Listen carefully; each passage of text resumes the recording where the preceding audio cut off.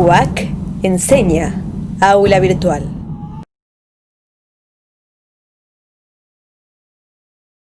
Donde quieran que estén, les quisiera decir unas palabras para que ustedes anexen a los videos que hace unos días atrás les envié. Permítanme, por favor. Seguimos hablando sobre Karate Do, lo vamos a remontar a China también después. Sabemos bien que si tenemos que definir la palabra historia, podría decir que son los hechos cronológicos del pasado en una línea de tiempo, o en la narración de acontecimientos del pasado relativos al hombre y a las sociedades humanas.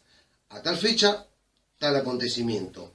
Pero el verdadero desafío es determinar el porqué de ellos, cómo se produjeron en ese presente puntual, los antecedentes pasados, su impacto en él y en el futuro, y por supuesto importantes sus protagonistas. Y no hacer revisionismo histórico, agrego sobre mis palabras, con ojos del presente. Eso es muy importante, ¿eh? Hay que ubicarse en ese momento. Las artes marciales o las artes de guerra, sean estas originarias del lejano oriente o de occidente, surgieron, tal su nombre, ligadas a la guerra, en épocas en que el hombre de armas se enfrentaba cara a cara a la muerte en el campo de batalla. Recordamos que hago mención a esta etapa anterior a la invención de las armas de fuego en la contienda. La lucha cuerpo a cuerpo, con o sin armas, era la norma. Y allí era vida o muerte. A tal efecto, paralelamente con las destrezas de orden técnico, se volvió necesario dotarlo de un sistema conceptual y espiritual que le permitiera afrontar el dramatismo de convivir con la muerte. Del seno de las grandes religiones de Oriente, sobre todo del budismo, taoísmo, confucianismo y más tarde del Zen, habían de surgir a tal efecto distintos códigos de ética. Tal es el caso del Bushido en el siglo XII. Recomiendo el libro Bushido, el corazón de Japón, de Inazo Nitobe, para que planteen. Muy bien, continúo. En Occidente, en cambio, será la filosofía griega su máxima expresión. Siglos más tarde, las armas de fuego ocuparán un lugar preponderante en la guerra. Y las artes marciales, tal como se conocía hasta entonces, comenzarán a resultar anacrónicas, enfrentándose así a una concreta posibilidad de extinción. En Oriente, cuando las artes de combate dejaron de relacionarse directamente con la guerra, pasaron a constituir sistemas de educación psicofísica, basadas en la práctica regular de técnicas de autodefensa con o sin armas, orientadas a sublimar la naturaleza agresividad humana, volcándose hacia el crecimiento interior de la persona, una experiencia espiritual profunda hacia fines socialmente útiles. Se tornarán en disciplinas formativas que apunten a producir un cambio en la estructura moral de la propia personalidad, lo que llamamos Do, el camino o vía que debemos transitar los todos para lograr ese objetivo. Bien. Hablemos de China un poco ahora, resumidamente. La historia de las disciplinas del arte militar chino tienen una dilatada trayectoria en el tiempo. La carencia de referencias históricas hace que sus orígenes estén sumidos en una oscuridad casi total, lo que obliga a los estudiosos, tanto chinos como extranjeros, a hurgar en hipótesis basadas casi únicamente en tradiciones orales, donde es difícil separar la realidad de la leyenda.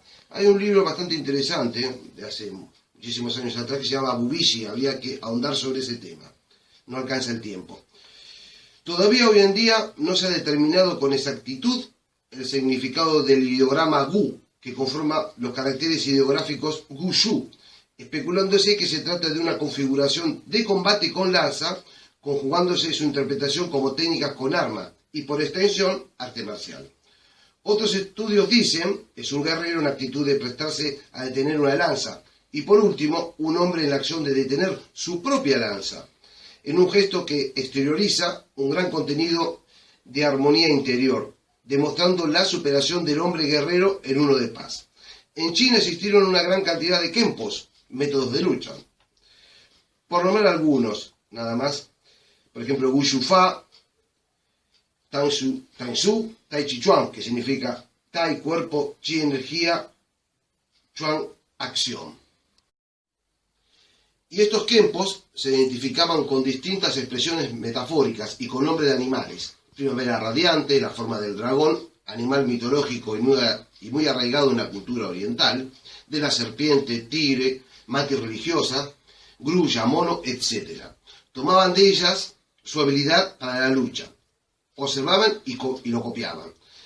Además de la creación de artes de combate, con lanzas, bastones, sables, todos ellos de distintos tipos. Recuerden ustedes que en aquella época, siglo IV, V, dos potencias, dos culturas imperialistas dominaban el mundo oriental, China e India. Y ellos influían tanto en forma económica, política, religiosa, cultural y social otras regiones circundantes. En el caso que nos atañe, Okinawa y Japón. Lo que acabo de relatarles es una breve reseña conceptual de las técnicas de combate en China, que es mucho más amplia, obviamente, ¿no? Pero me urge la necesidad de relatárselo, porque sin ello no podríamos comprender la génesis de nuestro querido Karate-Do. Les voy a leer lo que creó el maestro Itosu, que es el autor de 10 recomendaciones o mandamientos para la práctica de Karate-Do. Primero, Karate no solo sirve para lograr un buen desarrollo físico, sino también para formar personas útiles para la sociedad. No es para pelear contra personas, por lo tanto, si es atacado por alguien, hay que tratar de esquivar los ataques y no dañarlo con los puños ni con los pies. Segundo, Karate fortifica el cuerpo como si fuera de acero y los miembros como si fueran cuchillos o lanzas. 3. Karate avanza lentamente, hay que practicarlo 1 o 2 horas por día todos los días, durante el transcurso de toda la vida. Karate se basa en los puños y los pies. Hay que practicar Mekiwara siempre. 100 o 200 veces de cada lado, bajando los hombros, abriendo el pecho y parándose firmemente. Quinto, hay que enderezar la cadera, bajar los hombros y concentrar la fuerza en el tándem. Sexto, hay que practicar repitiendo muchas veces las técnicas que aparecen en kata, preguntando cómo y cuándo utilizar cada técnica. Encuentra técnicas de ataque, defensa, desvío, agarre, lances, nae. Hay muchas formas. Séptimo, hay que entender el sentido de las técnicas. Antes de practicar técnicas de kata, hay que saber si sirven como gimnasia o para pelea. Octavo, cuando se practica karate, hay que pensar que se está frente a un adversario. Bajo este pensamiento se pueden desarrollar realmente las técnicas. Noveno, el esfuerzo realizado durante la práctica debe ser acorde a la capacidad de cada uno, si no puede dañar la salud. Décimo, los expertos en karate en general son longevos. Esto se debe a que la práctica de karate beneficia el funcionamiento de los aparatos muscular, circulatorio y digestivo. Por todo esto, el maestro Itosu recomendaba introducir karate como base de educación física. Les dejo 2 máximas de 2 maestros importantes en el karate. El espíritu del karate es la paz, por lo tanto debemos cultivar la paciencia, la tolerancia y la generosidad. Sensei Itosu. Penetrar en lo antiguo es comprender lo nuevo. Lo viejo y lo nuevo es solo cuestión de tiempo. En todos los casos el hombre debe tener una mentalidad clara. Es la vía. ¿Quién la seguirá de forma correcta? Sensei Gichin Funakoshi. Muchísimas gracias, amigos y amigas. Nos vemos en la próxima vez, que seguiré editando estos temas y seguramente estoy haciendo un trabajo sobre el ingreso del karate en nuestro país, en nuestra querida Argentina. Muchísimas gracias.